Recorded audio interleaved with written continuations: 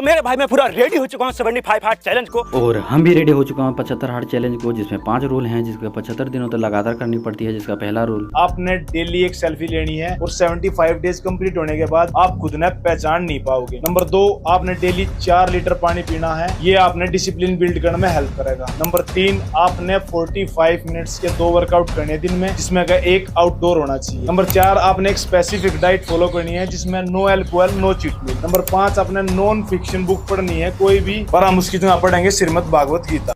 और अभी मेरी हालत कुछ ऐसी है। तो मिलते हैं डे 1 से।